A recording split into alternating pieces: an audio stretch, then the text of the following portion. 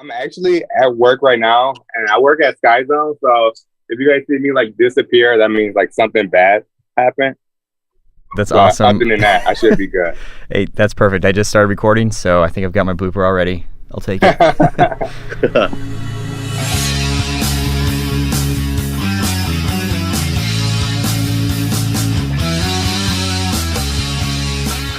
Hello, everyone, and welcome to another episode of the Dodgeball podcast. In this episode, I'll be interviewing the Elite North Region champions, TC-Boosh. Had a lot of fun, with the team interviews with GOAT and the Outsiders, so I'm looking forward to moving on to the next region, and happy that you guys are down to hop on and talk Dodgeball with me. Eric, thank you for coordinating everybody. I know you're no stranger to the podcast at this point, but let's just go ahead and start with just another simple introduction from you. Go ahead and give me your name, number, and how long you've been playing with the team. We'll start there. Yeah, you bet. Thanks for having us on. My name's Eric, Captain TC-Boosh. I wear number 27 and started TC-Boosh back in 2014. Nice. Does 27 have any significance to you? Yeah, it does. Yeah, it actually means a lot to me. That's the number I've always worn playing dodgeball. And basically, I left grad school when I was 27 and started playing baseball. Huh. And how I picked my baseball number was just how old I was. So I was 27 has just kind of stuck with me since then. Nice. I was actually going to guess if it had to do with something similar to when you started playing dodgeball, but so it was baseball then. Yeah, yep. Started playing baseball when I was 27 and also started playing dodgeball at the same time too. So I was 27 when I started playing dodgeball as well. Awesome. So that math works out. Nice. So college baseball, you said? Did I hear that right? No. I played in just amateur. I played in a Latino baseball league up here, and then a couple town ball leagues in the Twin Cities. That's cool. What position did you play? Shortstop. Shortstop. Nice. I kind of want to ask like the simple question: does that help translate into dodgeball?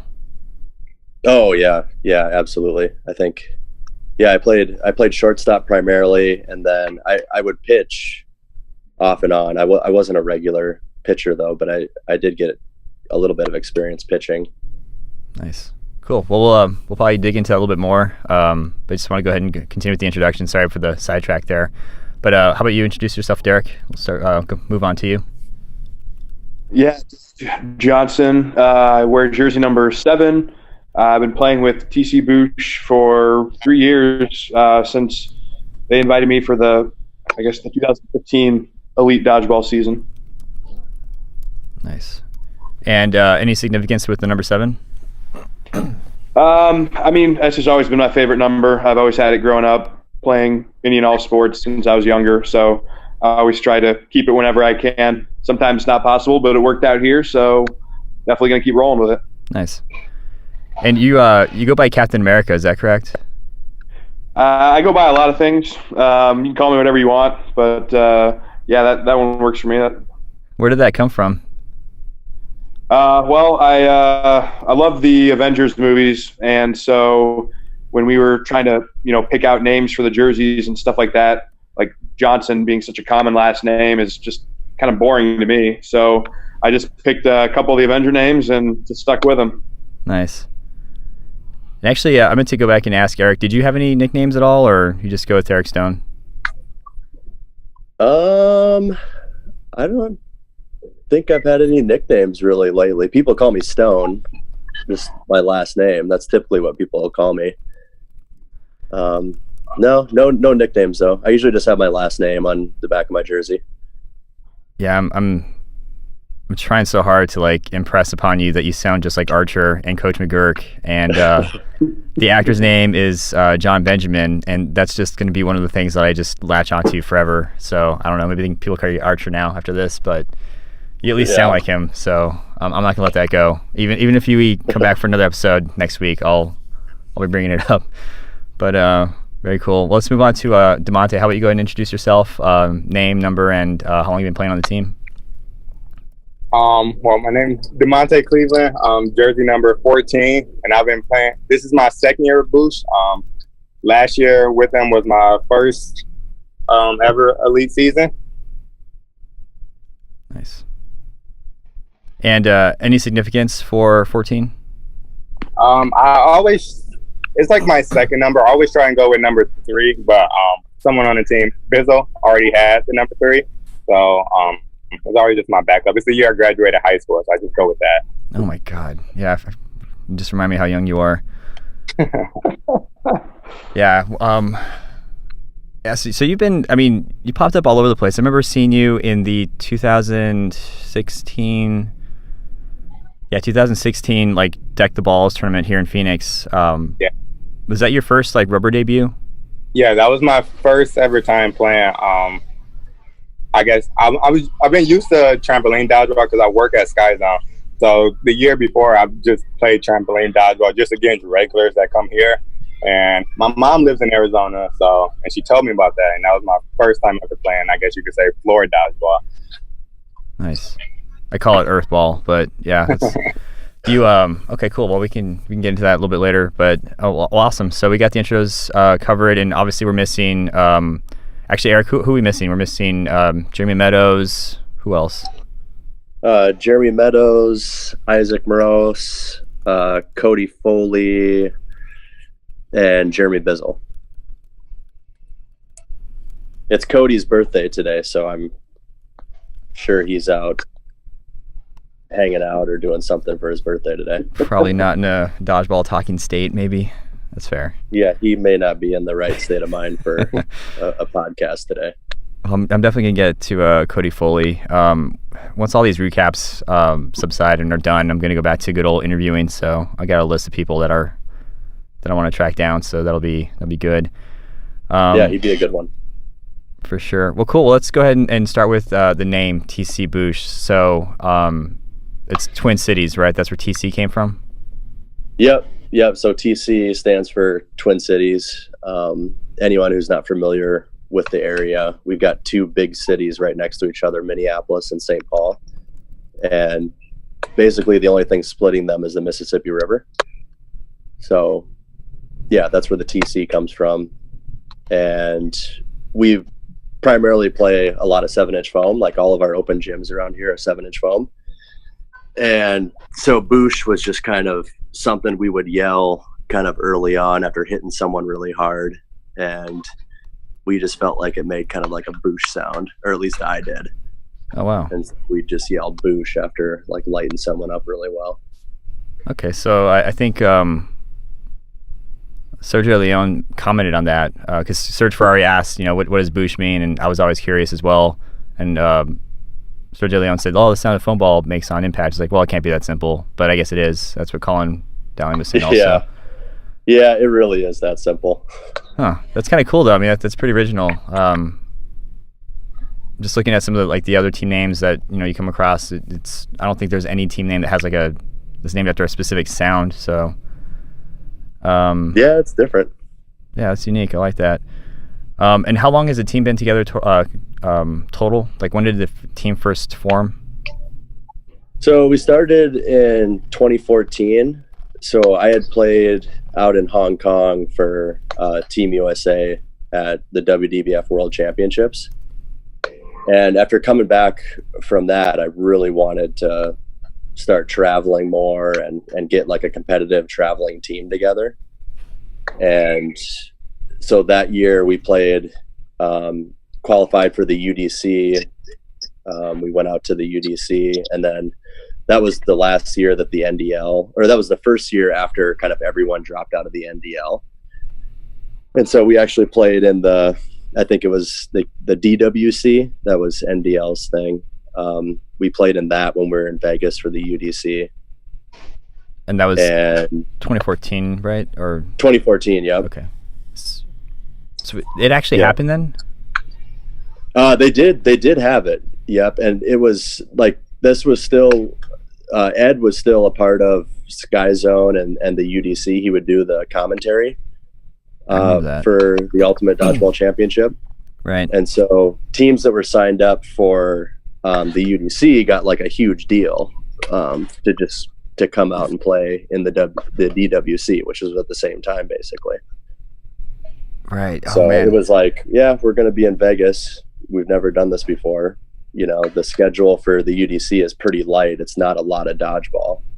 I think we only played like 7 matches total probably. And so, yeah, we signed up for it and went out and checked it out. And that's awesome. Probably 7 or 8 teams per division. It was not as big as it had been in previous years, that's for sure, with everyone leaving. Yeah, I mean, so I didn't know there was even one in 2014 because my last time going was 2013, and I went to every single one with the exception of 2009. And so probably when Demonte was like 5 years old, I started, which is oh boy. Yeah, there was one in 2014, and then I'm pretty sure there was one in 2015 that was even slimmer, where they ended up doing like 4v4, and there was just barely anyone out there. I'd be hard pressed to even think they tried again in 2015, and this is I'm really glad somebody was there at 2014 because I'm trying to piece together like what happened, what went down, and I'll probably talk to you offline for that one because I'm going to need that information for another episode that's coming up. Oh, absolutely! I've got a lot of footage from it too, actually, from 2014. Yes. Oh, this is great. Well, let's not get down a rabbit hole just yet. Sure. That's good to know. So, okay, so you played in the 2014 DWC, and then you decided this is great. I want to form a team, and you went into Elites first. What was Elites? I guess no, it was the second season, 2015, right? When they went to Vegas again. Yep. Yeah. So 2014, I think, was the first Elite National Championship in Vegas. I could be wrong, but I played with Zephyr and Run and Gun. And that was my first time playing 8.5 rubber. And then came back from that, and that's when I met Cody and Charlie at Sky Zone. And they actually, Cody, Charlie, and Isaac were just a big foundation of the team, because they were just willing to travel. They were up to go anywhere. I mean, I was just looking to travel anywhere. I didn't care how many teams there were. I just wanted to travel and play dodgeball. But I can't do it on my own. And those guys were just always willing to travel, and didn't care how many teams there were, and so we would just travel all over. For sure. And one of the first tournaments we went to, with Cody, Charlie, Isaac, was an NDO tournament that was outdoors at one of the minor league facilities, or one of the spring training facilities out here in Arizona, right? In Phoenix. Yep. Okay, I remember that. That was one of the first tournaments that I played in with Cody, Charlie, together as TC-Boosh. Awesome. You're bringing up a lot of good memories. And Charlie, how do you say his last name? Struzik. Yeah. So he's in the Army now, right? That's where he went. That's why he's no longer playing dodgeball. Yep. Yeah, he's off in the military. I saw he did a status update saying he's not dead, so that's good. That's like everybody. He's still alive. That's they'll give you in between training, you'll get a couple minutes to check your phone and tell mom and dad and girlfriend, boyfriend, whatever, that you're alive, and it's usually, hey guys, I'm not dead. I'll see you in another couple weeks. So. Yeah, basically that's what it was. Just, hey, not dead, still alive. Well, good for him. It's good he's not dead, and so he's in basic training. I guess we'll probably hear from him a couple weeks from now. See where he's going to be stationed. Well, good for him. But I remember him being when I would think TC-Boosh, I think of Jeremy Meadows. He stands out the most, and so does Charlie because of his hair. For some reason, that's what I remembered. Cool. So you guys formed a team, and ever since then, you've been playing all the elites, and looks like you guys do UDC as well. Yep. Very cool. Yep. Our rosters do fluctuate depending on the tournament or the league that we're playing in. Right. I think that's something that is maybe unique about our team compared to some other teams. We do have, some different rosters for different tournaments. For sure. Were there any teams that influenced your guys' play style when you guys first formed up, or how did you guys find your rhythm or your pace or your style of play?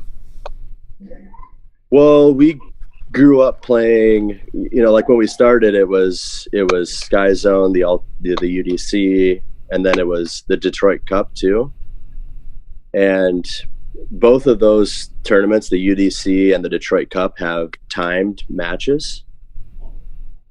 And so basically, it's not necessarily the team that gets everyone out that wins. It's the team that doesn't lose as many players as the other team. If you've got more players in at the end of the 3 minutes or whatever it is, you win. And I think playing in those tournaments early on when we were forming, for me, really kind of shaped my approach to the game and my strategy. It definitely created more of a, not the opposite of a run and gun style of play, more of a strategic, slow paced ball control style of game. And I think it was playing in a lot of these timed tournaments when we first started that brought that on. Gotcha. So not so much any like particular team influenced your play. It's just more you guys reacted to what's presented to you, I guess, based on the format, style, and whatnot. That's kind of how you guys developed your rhythm, so to speak. Yeah, that's a big thing that comes to mind when I think about our strategy and just think about how it started and where it came from. Gotcha. Very cool. So throughout this whole series, were there any teams that gave you guys like the biggest challenge between round 1, 2, and 3 for the North Regional tournaments for the elite-based ones? Well, I'm not sure what Derek and Demonte think, but I would just say that, Dynasty, Task Force, and Kraken are always really tough opponents and always played us really well. Yeah, it seemed like Dynasty was always like they're your last step to victory. But how about you, Derek? What teams do you remember were just really hard to get past, if any? Yeah, I would echo that sentiment for those 3 teams and just say kind of in particular, over the last couple of years, it was one of those things that had changed for us from, previous years to this year with, Task Force has just kind of always, been that team that, we've somewhat measured ourselves against. And in prior tournaments to this year, whether or not we were, seated higher or lower, whatever the case may be, I think, and, you guys can disagree with me or kind of give me your thoughts on it, but I've always felt like, just getting past Task Force has been one thing that we just hadn't quite been able to do until this year, those last couple of tournaments. I think that has kind of been, a turning point for us because all those guys on that team we respect so much. So, just being able to compete with them and kind of get over that hump was a big deal for us. So do you think it was like a psychological victory as well, or milestone to get past them? Yeah, I mean, I certainly would. It was just one of those things where, we always knew we had it in us and just weren't able to quite get there. So to be able to, come together as a team and just finally be able to, do that and, not only win, our first round, but then, take the whole series. I mean, that was huge for us. Would you say they give you guys a hard time because they know you really well, or can you kind of speak to, is it just like their raw skill, or I trying to get a good idea of like the regional, because like you have some teams like, for example, here in Arizona, Heat will always give us a hard time because we practice together all the time. We're just by association. It's kind of like a loose example, but that's kind of what I'm asking with Task Force. Yeah, I almost think that it isn't necessarily that because we play each other so much. I mean, I'd say we play them as much as some of the other teams that are there, but they're just so much of an experienced team, everybody on that roster, that they just play so well, and especially in the playoffs, it doesn't matter where they're seated at necessarily. They're always going to be one of those teams that's right there at the end. So for us to get past them, once and for all was kind of a big moment for us. Gotcha. How about you, Demonte? What are your thoughts on teams that gave you a hard time throughout the series? I'm going to agree with Derek and Eric. Kraken, Task Force, and Dynasty were just like personally the 3 teams that gave me as much trouble throughout the year. But out of those 3, I think Kraken was the biggest one for me. Just I think everyone on their team like does everything well. Like but plus the chemistry they have when they're all playing together. Where I think his name's Brendan, when he played with them round 3, I think that was just like they played the best in round 3. I think it just when they're a complete team, I think Kraken is the one that gave me and that's the most trouble throughout the year, other than task force. Gotcha. And yeah, so complete team, like everything's on. They've got everybody. They're healthy. Just firing all cylinders. They're just a tough team to get through. Yeah, I think rounds 1 and 2, they either had someone get injured or someone not be there for both those rounds. And then I think round 3, they finally had everyone, and I think they looked good as a team. Yeah, I think. I think Connor was gone round 1, and then Brandon was gone round 2 for them. Yeah, so you might remember. I think Tony might have talked about that in the round 3 recap. Eric, I don't know if you remember, but I think I remember hearing that, the same thing. Yeah, they definitely didn't have their full roster for every round this year, and I would be surprised if Brendan wasn't an all-star for the Elite North this year. I know that our team voted him as one of the all-stars for the Elite North. And who is this? Brendan who? I might butcher the last name, but Brendan Meisel. Meisel. I'm sure I'm going to see him on Facebook now, just because we're talking about it. Yeah, he's a NCDA player, plays for Grand Valley State University, I believe. I'm pretty sure. Oh, nice. Very cool. So this other question might sound kind of weird, but do you guys hang out a lot? Well, this might sound kind of weird too, but we really don't. Oh, really?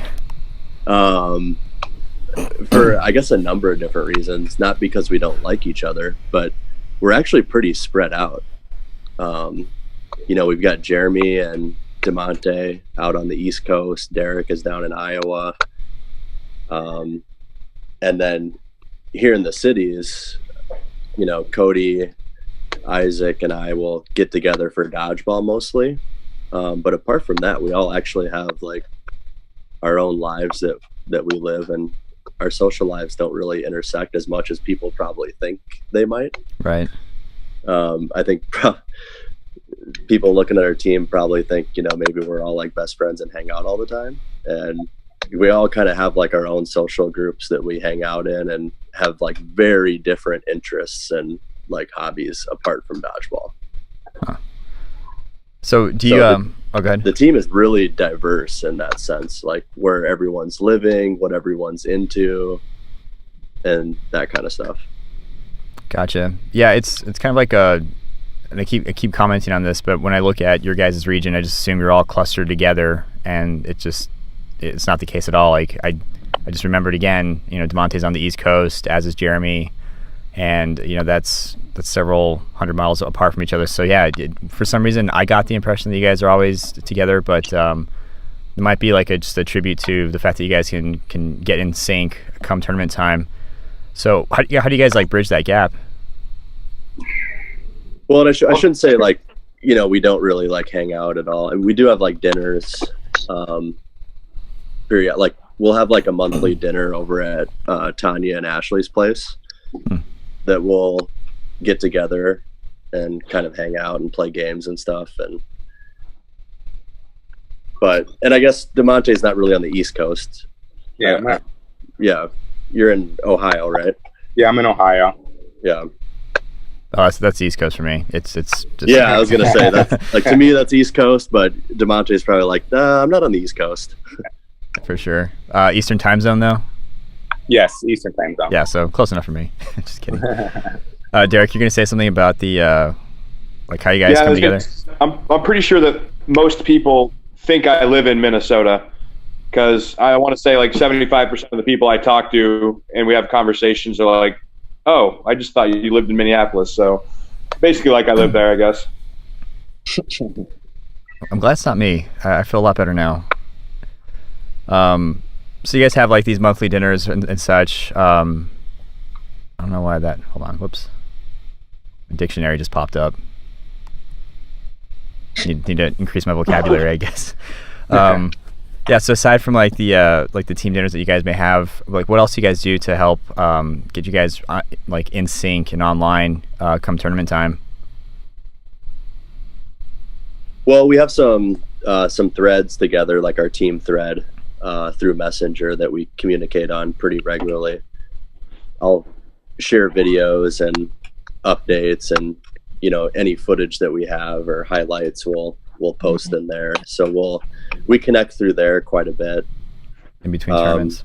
And then I would say we try to get together when we first get into town for a tournament. We try to get together, to go out to eat somewhere or stay at the same hotel that we're together for at least a little bit of time before the actual tournament starts.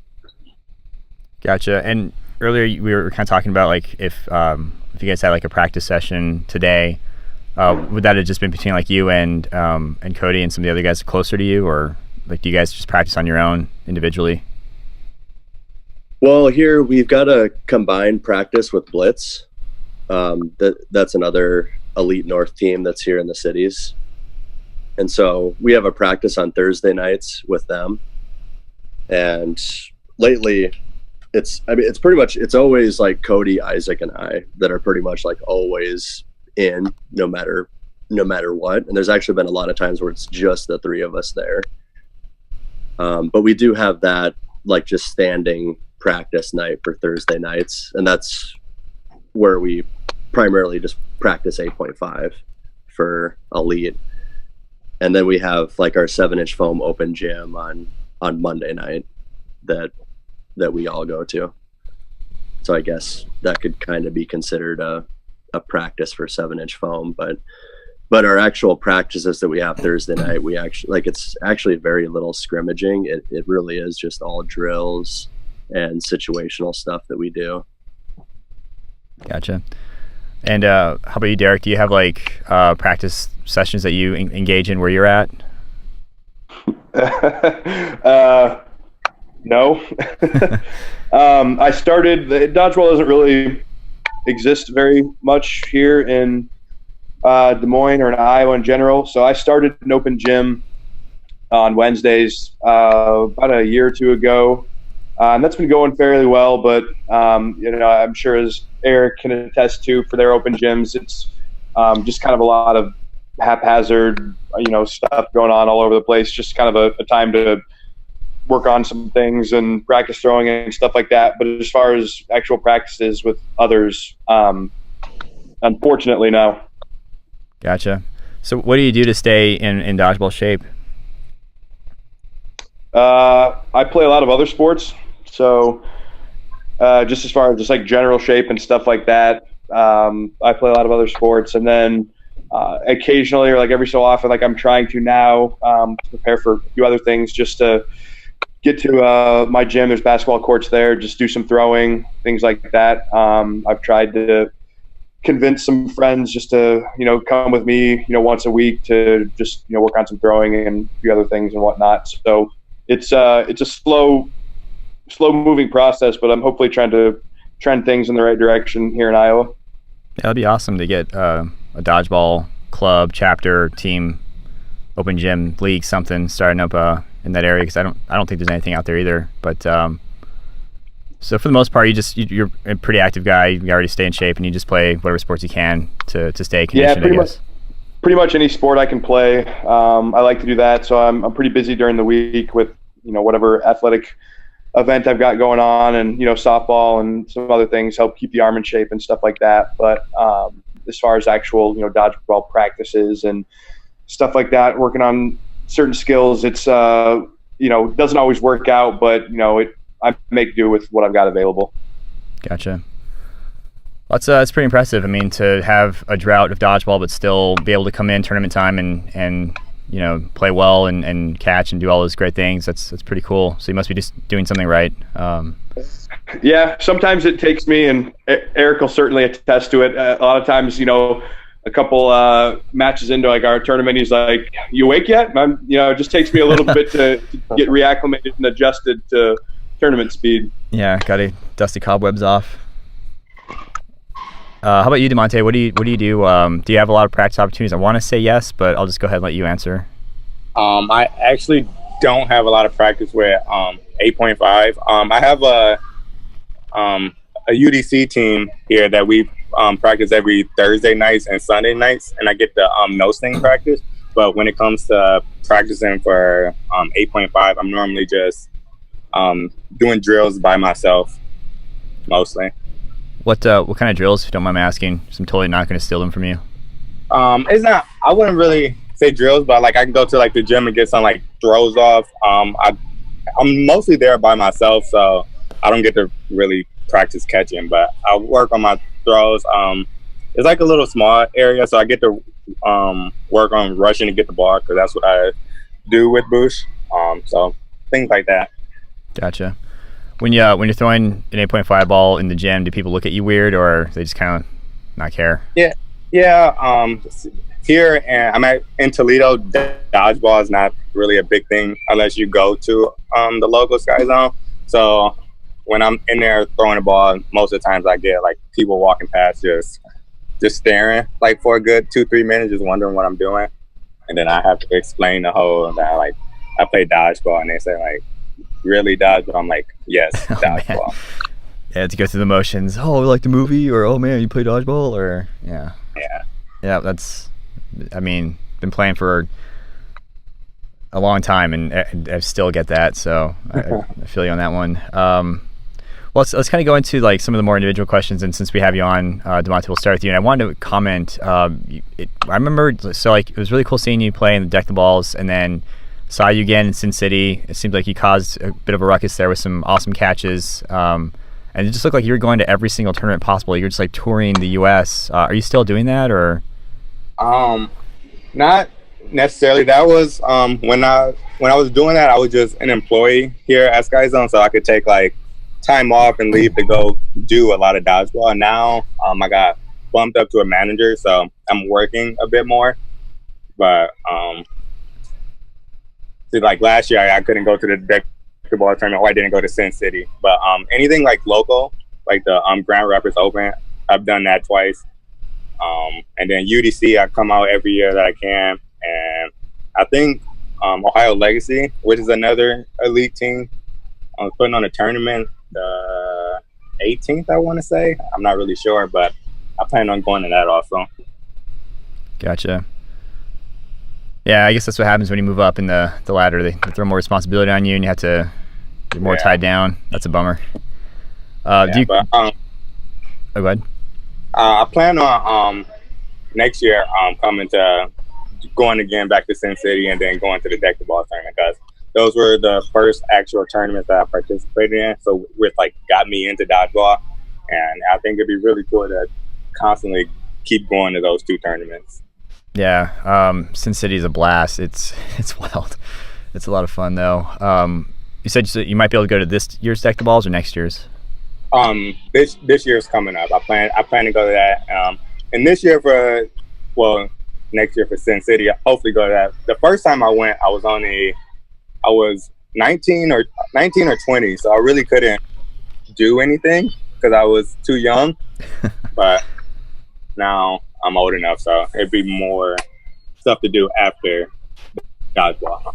That's awesome. I'm the complete opposite. I don't do anything. I just go there, play dodgeball, and go home because I'm already hurting. I've been to Vegas. I'm at that point too. Yeah, I was just gonna ask if you would agree with me, Eric, because you and I have probably been to Vegas a dozen times, if at minimum. So I'm burnt out. It's like, Vegas again. Oh boy. Well, cool, man. I didn't want to spoil it for you. I'm sure you'll really enjoy Sin City now that you'll be of age. But what was I gonna ask? I'll have to think of it later. But okay, so you've been playing dodgeball since 2015, as you said, at the Sky Zone, and other sports you played were basketball and football. What position did you play in football? I played running back and like junior high and stuff, and then when I went to high school, I played cornerback on defense. Nice. And are you still playing basketball and football, or is it just work and dodgeball now? Just work and dodgeball. Occasionally, my friends that we're going like play basketball, and so occasionally, but most of the time it's just I try to get them to come play dodgeball with me. Gotcha. And I remember what I was going to ask earlier. Do you come to Arizona often? I do. I come a lot. My mom actually lives there in Tempe. Oh, wow. So I come and visit probably like 5 or 6 times a year. Do you ever play open gym or hop on league play out here? No, I haven't. It seems like every time I come, or like the time I'm there, it's like nothing's happening, or like I'm too late for something. Like you just missed it. Yeah, it's always like, because I think I've seen a couple posts from you saying, hey, is there anything going on? I'm like, oh man, you just missed this tournament, or you just missed this open gym. But I think with some of the restructuring that's going on with Cactus Dodgeball forming up, there might be a little more consistency. So you should definitely hit us up next time you're in town and you can play a dodgeball meet in person. Anywhere I go, actually, me and my mom travel a lot to different cities, and we just got back from Belize recently, but I'm always looking to find dodgeball anywhere. And yeah, I think that's one of the greatest things about being a dodgeball player is you can just, for the most part, unless I guess you're in like Des Moines, you can like, hey, is there any dodgeball action going on? And somebody will say, oh yeah, there's this or that. I think it's really cool. Well, very cool. So let's go into what role you currently play. So what position, if you have one, and what are you known for? Like, what do you contribute to the team without putting you on the spot? I play right next to Eric on the right side, so I guess the middle. And I think I'm known for like being a team player. I literally go anywhere they ask me to go, any position, corner, straight middle, rush for the ball anywhere. But this year I've been working on my catching a lot. Like I not with 8.5 balls, but even like with the nose thing, and I like challenged myself to go for a lot of catches, and I think it's been paying off this season versus last season. Gotcha. So would you say like the best practice, and this might sound obvious, but if you want to improve on catching, just go for them more instead of like waiting for them to come to you, like you're more aggressive towards them? Yeah. Last year, I was just trying to be the normal Sky Zone player I was, and I was jumping a lot and like still getting hit, realizing I didn't have anything to bounce off of. And this year I was like, I'm just going to either make a quick dodge or try to snag it from somewhere. Gotcha.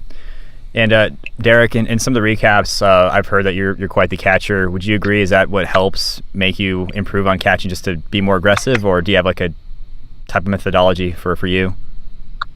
Yeah, I mean, I think just being prepared to do that whenever. Myself personally, and a lot of times I'll still find myself, reaching probably a little bit too far than I should to go for those catches. But you definitely have to have the right mindset to do so, but also not be too aggressive to where you're going to take yourself out unnecessarily by trying to go for a catch that you really had no business trying to go after in the first place. But yeah, best practice, is just like Demonte said. Just trying to catch those balls and getting used to the different angles they're going to be coming from and speeds and things like that. Yeah, going for catches you have no business going for is like the story of my life, and maybe half of why I get out. I especially like baseball-like catches, like you think you have like a glove, so you're like, oh, I should totally reach for this one, and you just like, why do you do that? Like 10 years and still. It's been harder for me coming from just a sports background. Every other sport, even if the ball, like you're taught to go after the ball, football, basketball, stuff like that. So for dodgeball, it's a little different. It's been tougher for me to kind of acclimate to the fact that you got to let the ball come to you, kind of in some of those situations, and only go after those ones that are going to hit you. Yeah, that's why I ask. Is like I'm always try to, and I fail most of the time, to let the ball come to me instead of reach for it. But I can't undo that. Since 4 years old, I've been playing sports, so it's hard to undo that wiring. Yep. Glad to hear that somebody else has that issue. Well, I did have one more question for you, Demonte, and that was the superstition question. Like, do you have any weird like rituals or superstitions? Kind of picked that up from the Outsiders team interview. I thought that was kind of a cool like character question, so wanted to bring that over to this one. So do you have like any superstitions or rituals before you start playing? Not really. On the car ride like to the gym, I like to listen to slow songs because I like to get calmed down before a big tournament. But when I'm sitting there waiting for like games to start before we like start actually throwing and stuff, I like to watch a little of like live streams from either north, south, east, or west, just to see how just watch dodgeball before I actually start playing. Huh. It's funny because you're not the only one that listens to slow songs to calm down. Andrew Ketchum does that. Like he said, he'll listen to like classical piano or like Disney music, piano version to calm down. Meanwhile, I'm like trying to listen to Tron music, like, you know, super high paced stuff just because I'm too calm. But it's kind of cool to hear that there's a reverse. Well, very cool. Well, let's go ahead and move to you, Derek. I just want to ask if we can reiterate, how long have you been playing dodgeball total? Well, you know, growing up in years past, you know, a number of years ago, I mean, there would be random tournaments that popped up, you know, one time a year, something like that. But I really started playing with Boosh 3 years ago when they asked me to come to those tournaments. So, yeah, I first met those guys. I want to say, Eric, correct me if I'm wrong, was it 2014? 14 or 15 Iowa games.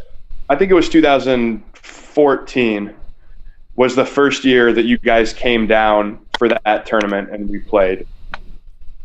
Okay. I think it might have been early 2015 because we were Boosh. And because that tournament was usually in like February or March, wasn't it? The Iowa games? Yeah, February, March. You might be right. I was just thinking there was a second year that we played against you guys, and that was before the elite season in 2015, but it might have been after that in 2016, the next year. I can't remember. Anyway, it was 2015 for that elite series when those guys asked me to play with them, and that's pretty much kind of when I started traveling for those tournaments. And you said prior to that you just kind of played in random tournaments here and there? I mean, there would be like a yearly tournament in Des Moines plus the Iowa games. So maybe like once or twice a year, I think I would do like one or the other one. Gotcha. Yeah, I forgot about that drought you kind of had to overcome. Yeah. Very cool. And you said you played pretty much like every sport out there. Was there anyone in particular that you like stuck with? I'm looking at like baseball, basketball, football, kickball, volleyball, softball. Yeah. So, I mean, I play all those currently. Growing up, I played baseball and football, but yeah, I mean, now obviously baseball translates, you know, over to slow pitch softball. So I have played that for a number of years. I always loved playing kickball, which I know a few others. I know like Cody and Bizzle on our team, they play a lot of kickball too. But yeah, I've just always really enjoyed playing sports and staying active and doing that. And what I picked up on recently, I like playing a lot of spike ball. So sure, if Jake Mason ever hears this, he'll yell at me for that one. Yeah, I'm already spike ball. I'll just I'll let Jake do the yelling. But I share his sentiment. Just huge eye roll. What position did you play in baseball? I played outfield, so outfield, run around and get the ball type of thing. Yeah, talk about catches you probably shouldn't be going for. You have to like chase down that ball all the time. So I played. Yeah, doing that, and when I played football growing up too, and just playing flag football and stuff. Like would always play wide receiver. So I mean, it's tough to hold back sometimes from going after those balls that you shouldn't in dodgeball because it's just all those years of other sports ingrained into your mind. Yep. If I ever see that happen during nationals, I'll know, man. Like I feel you, Derek. I understand. So what role do you currently play on the team? Like, and I'm just gonna assume you guys have positions, but positions, role, like where are we gonna find you in the lineup? Yeah, I mean it's gonna shift and fluctuate a little bit as the game goes, and I think it also changes too depending on the style of ball that we're using, what tournament it's in. So for the purposes of that question, I'll talk about elite. So mostly being in the middle and trying to get catches, dodge the ball. take up some damage. Just try and do things that I can there in the middle to help out. Yeah, I like how you say I like to absorb damage because because there's a pace and like a rhythm to elite. It's we're gonna throw, then they're gonna throw. It's like almost very like Revolutionary War style. And if you're pressing on the corners, like there's a good chance you're gonna survive the first like volley or two. And it's like, well, rest in peace, middle, or good luck to you, unless you have a solid like superstar catcher or somebody like you said can absorb the damage and not get hit or recover from that. Do you? Yeah. Sometimes, depending on the team that we're playing against, if there's a moment where perhaps we lose ball control and we only end up with one or something like that, I sometimes will say a little prayer when some of those guys are approaching to throw. Like cast like a cleric spell on them or something, or try to protect your guys. Do you think people go for you? This is kind of like a weird question, but so I'm thinking, okay, if we're lined up, we're gonna throw at you. I'm looking at targets in the middle, and I see you. I'm like, oh no thanks, I'll pass. Do you feel like that happens to you, or do you still get a lot of like attacks, or do you draw a lot of fire, so to speak? I feel like early on when I first started playing, perhaps a lot of people didn't know who I was, and I would get a lot of solo throws, and that really helped me just learn also like how to catch the rubber balls and get better at it. And then as we've progressed in the elite season and I've gotten a little bit better at catching, I feel like now sometimes that might be the case where I'll see more than one ball coming at me, or some less catchable balls. Some people have realized that I like to reach for them, and so I'll get a lot of those that try to tempt me, and usually it works for the other team because I still can't hold myself back sometimes. But yeah, I feel like it's definitely changed the type of throws or kind of the ways the balls are thrown at me from the first 2015 season to now. Yeah, like people are going to be a little more conservative. They're not going to throw like bucket shots. They're going to be a little more like, hey, let's try to make them reach type of change. Yeah, absolutely. Yep. I would definitely agree with that. And I've tried to make adjustments on my end too, to kind of counter that. But yeah, I certainly would agree with that to a degree. God, that's the worst, is like if somebody throws a ball, you reach for it, you shouldn't have, and then they come up to you like, oh yeah, I know you're going to reach, so that's why I threw it. I'm like, well, F you, man, I hate you. Get out of my head. I can't stop this. Yep. Yep. I wanted to ask earlier, so of all the sports that you play, what's your favorite, other than dodgeball, of course? Other than dodgeball, for striking the spike ball record, since I know that stuff is going to be edited out anyway. I'll say that kickball is definitely my favorite. I really enjoy playing that. I love the softball / baseball concept and being able to do the whole kicking thing too. So I really enjoy that one. So when you play kickball, is this like Waka kickball, or like the beer leagues, or? It doesn't exist to that degree in Des Moines. There's no Waka in Des Moines, so just local leagues here. And then I've actually come up to a tournament in Minneapolis a couple of times. That's I don't know if it's a Waka-based tournament, but it's a similar style and pretty competitive tournament that's up there. Gotcha. So it's not like the adult recreational, like 3/4 of the team is hammered type of kickball. It's a little more serious. Yeah, it's a little more competitive than that. Although those are pretty funny to observe sometimes. Yeah, they can be a show, but it's fun. So what side? I don't want to get too into kickball, but I'm curious. Do they still use that like gigantic like 3 foot circumference ball or diameter ball, or? It depends on the league that we'll play in, but some of them differ in the size. The really, really like kind of the larger, I mean, obviously the rubber ball, but the larger ones, you'll have a little bit more difficulty scoring runs. So it'll be more, low scoring, kind of like baseball, strategic, moving runners around, things like that. And then you'll have others where they've got a smaller ball, you can kick it farther. It's just a little bit more high paced and runs being scored, and it just depends on the type of league. Oh man, I would totally play with a smaller size ball, because that gigantic thing.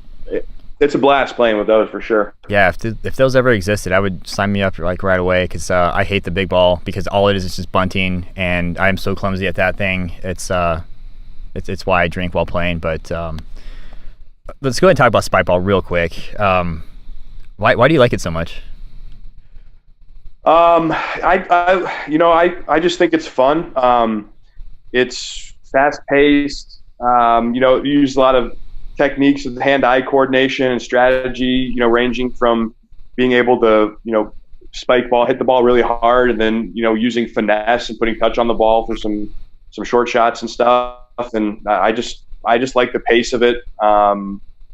I just enjoy it. It's just another sport or activity that I can play, and I'm all about variety.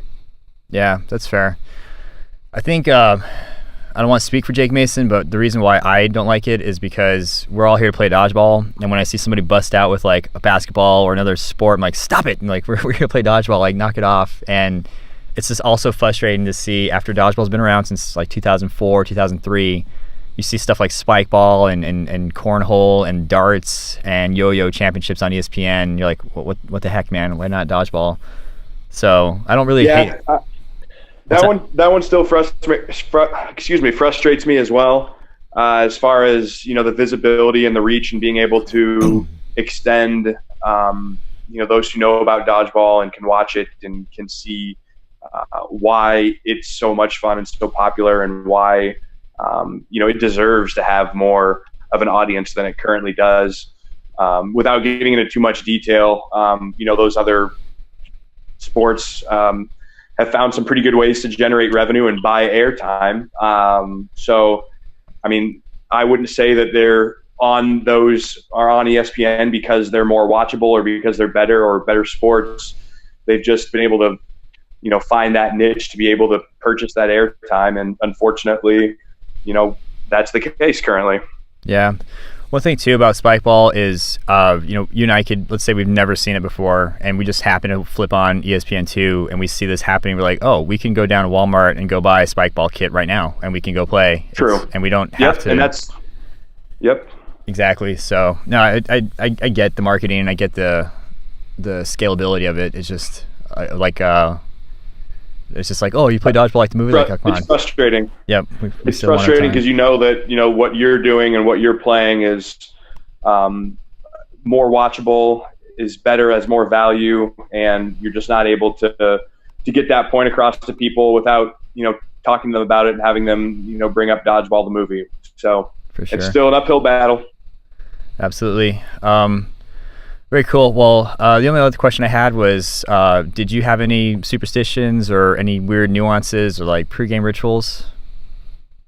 I really don't have any superstitions, unless you call excessive stretching superstitions, because I find a way to have all little nicks and injuries prior to. So I've always got something to stretch out a good amount. So I've learned as I've gotten older, Demonte, you'll get there, that you need to stretch out and make sure that you're ready to go prior to those tournaments, because they're long days. Yeah. I don't want to gang up on you, Demonte, but yes, enjoy it while you can, man. It comes for us all. I used to be, believe it or not, I used to be that young guy playing dodgeball, and I'd see people like stretching out and eating right and just looking at me like, you'll have your time, Steve. I'm like, never, I'll never grow old. And now it's come full circle. Yeah, before this started, I had like a plate of chicken fingers like right in front of me. Oh my God. Waiting on this to start, just eating them up, waiting. Just, yep. Yeah, just, like I said, man, enjoy it while it lasts. Well, very cool. Well, let's go ahead and move on to you, Eric, and probably through a lot of the back and forth. I'm sure we've covered some of these questions, but let's just kind of reiterate real quick. How long have you been playing dodgeball total? I think you said since you were 27. Was that right? Yep. Yeah, started when I was started in 2009. A friend invited me out to rec league here, and then I found a reoccurring open gym at another rec center that I started going to regularly. Gotcha. And what was it about dodgeball that had you hooked? I mean, you started playing baseball around the same time. Why did dodgeball stick with you? Oh man, I just loved it. I mean, just being able to throw. I've always loved like just being able to throw, and I just growing up playing catch and playing baseball and, just being able to throw a ball at someone as hard as you can. I mean, it was just awesome. Yeah, you remind me of this one like open gym session we had. I used to run this in Tucson, and these like frat dudes came by one time, and one guy was on the phone while playing. He had a ball in his hand. And he's like, "Dude, you have to come here. It's crazy. Like, you actually get to throw balls at people. It's insane." And he was just like so full of joy that you got to do that. And I was like, "Yeah, that's dodgeball. Like, you have full permission to unload on people as hard as you can." Right. Yeah, I love seeing, we have new people almost every week at our open gym, and it's really cool to see the new people come out, and just knowing that any Monday night, could be that next great player coming out, or, someone that just gets hooked on it and wants to travel and wants to really get into it. So I always got my eyes open for that when I'm playing too locally, just waiting for the next top players to come out. Yeah.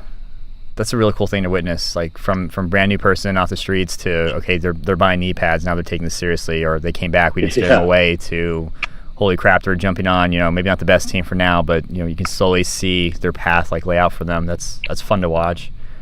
Been fortunate to do there's that. Definitely those steps that you see too, like you said, like, they come out without knee pads their first time, then all of a sudden you notice they've got knee pads, you notice they're there every week, then they go to their first tournament, then they travel out of town for their first tournament.